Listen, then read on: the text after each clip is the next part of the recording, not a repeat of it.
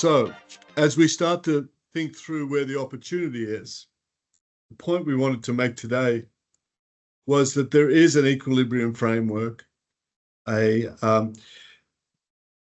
congruent piece of work in three really core areas that we've touched on earlier.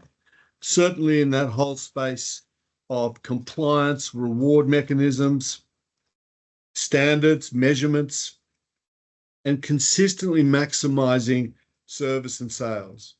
And one of the things that you see when you walk into retail organizations, you'll see from the CEOs and the executives, particularly if you do store walks or look at the way they walk and talk their business, they're talking to their teams about compliance. They're looking at sales. They're looking at average transaction value, particularly again in these tighter markets. And the organization has a culture of customer and conversion of customer through increased sales and profit and loyalty.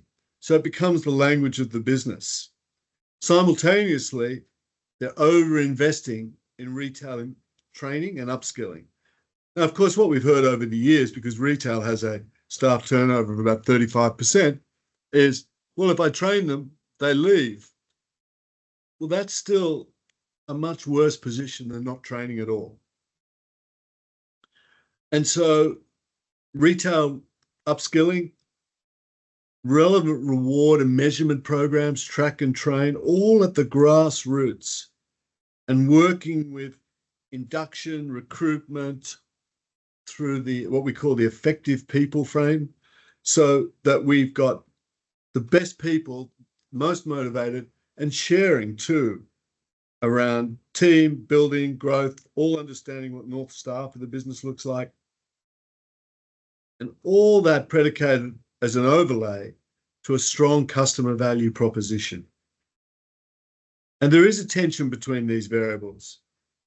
If, for example, customer is not clearly understood and not invested in that sense, if leadership is not investing at any given level, at an appropriate level in its people, around continuous improvement and just core retail skills that we've touched on,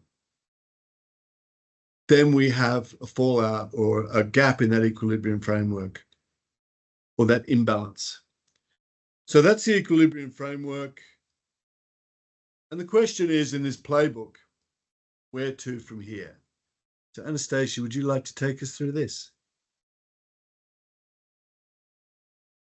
I think what this serves to is just to come back to that initial hypothesis that we had at the start, that there is three core areas to really focus on to create that strong customer loyalty. And the first one is obviously that fundamental customer value proposition, understanding your customers. Do you know them in detail? Do you know their nuances, their emotions? Because realistically, then we understand exactly what they expect from us, what they want in their in-store and online experiences, and how they want to engage with us. So I think that is the first and foremost, and that is the one that quite often big assumptions are made about our customers. And I think that the core thing is we just need to talk to them. We need to ask them those questions. The second point is, as our mystery shopping shows us, we're just not seeing that consistency in sales and service across the board. And we know from customers that they will walk out of a store and they will go to competitors, and it will break their loyalty. We can have the best loyalty programs in place, be paying tens of $millions for these loyalty programs, but if their staff are not delivering at that point of sale and the brand experience is not the same when they walk through the doors, that really is going to create a division and drive those customers out. And then finally, it's that, well, if we need our staff to do so much for us and to be creating these great brand experiences, well, how do we actually keep these staff motivated? How do we keep them engaged with us as a retailer and make them want to be our brand advocates? We talk about if we can create an emotional relationship with our customers, they become our brand advocates. But also, how do we make the staff our brand advocates? How do we get them on board? So we really create the balance between these three areas. Absolutely. And, you know, to pick up on what Anastasia said, we started this with a simple question. What is required to grow consistent retail sales and service from our operations teams and levels that also increase customer loyalty and advocacy? So we've merged this work together and correlated the studies. But most importantly is the solution. And of course, for those who know Retail Doctor Group, we are very much insight, strategy, operations, and training.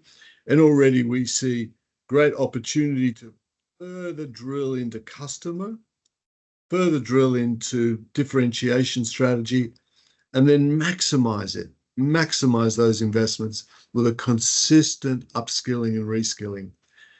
And so we're certainly, as you would know us in our operations team, would advocate constant upskilling, and we deliver that through blended training in retail skills, and of course, our SaaS-based academy platform and bespoke training modules. But we're really concentrating on driving, tracking and training, and helping our customers to close that gap that we've identified today. And so these two key areas, upskill teams, driving consumer understanding, three actually key retail leadership priorities that link to this. And thank you very much for the opportunity today to share this. This is our first run with it. So thank you, Anastasia, very much. And I'm not sure if there's any questions. So we will be sharing a link so you can download the full report and all of the information behind it later today. So please do reach out if you've got any questions. Like I said, we will be sharing this. We've also recorded the session, so it will be going live on our website at a later date as well. So please look out for them. Please feel free to share with your teams. And if you do have any questions at all, reach out.